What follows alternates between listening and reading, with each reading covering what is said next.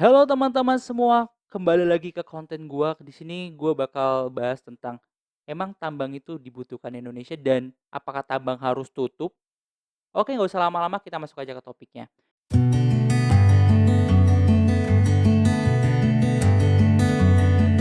Di sini gue sebenarnya sempat jadi praktisi pertambangan ataupun kerja di tambang. Nah, cuma di sini kan gue nggak bakal jadi netral bahwa gue ngedukung ada yang namanya pro sama lingkungan dan juga pro sama tambang, teman-teman. Yang pertama kita bahas pro sama tambang. Sekarang kita lihat dari devisa negara, dari bahan non migas ya, bukan minyak bumi dan juga gas. Kita lihat di sini batu bara menempati posisi pertama dengan 30,29 miliar US dollar, teman-teman. Terus besi baja, terus ada lignit, nikel, itu semua adalah barang-barang hasil produk tambang.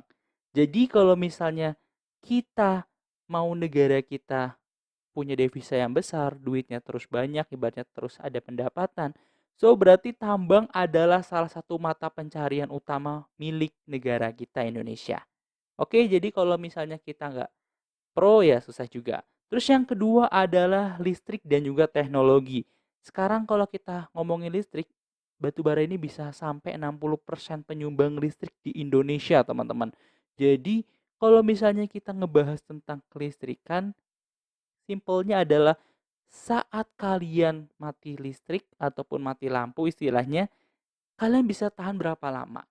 Kalau kalian hanya sehari atau jangan sehari lah, 12 jam aja nggak tahan, so artinya kalian nggak bisa hidup tanpa tambang. Bener tidak?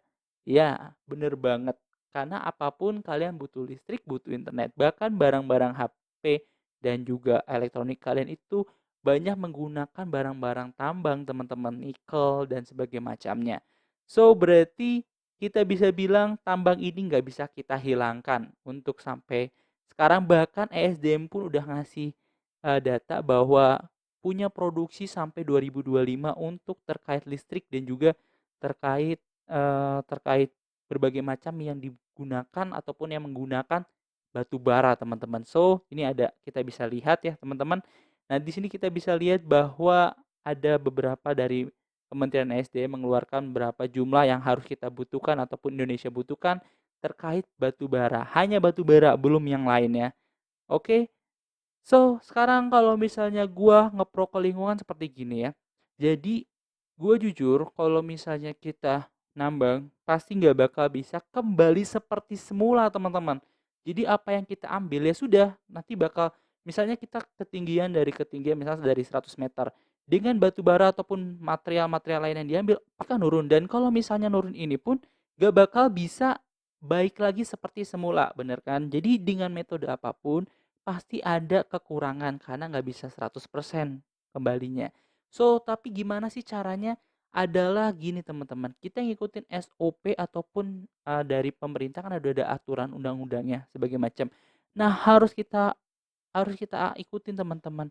Makanya kalau misalnya tambang-tambang besar biasanya ngikutin sama SOP dari pemerintah.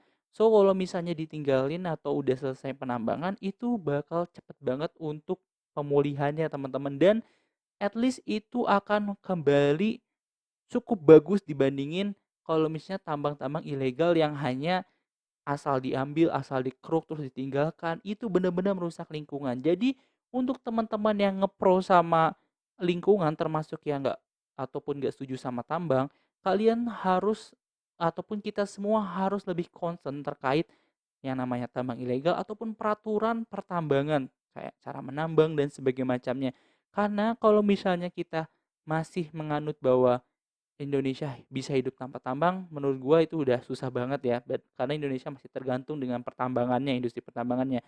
Dan yang paling penting kalau misalnya kita cuma mikirin tambang, mikirin duit aja, lingkungan bisa rusak, bener juga, teman-teman.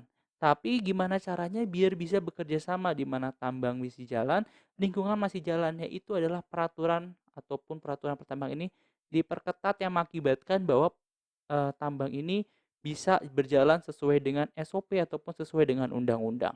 Itu sih, teman-teman. Jadi kalau ada yang nggak pro ataupun nggak setuju sama gue bisa eh, ketik di kolom komentar. Dan kalau kalian suka bisa like dan komen juga dan juga subscribe teman-teman. Nah, kalau menurut kalian gimana? Apakah tambang Indonesia harus tutup ataukah tambang Indonesia harus lanjut? Gitu ya. Bye bye.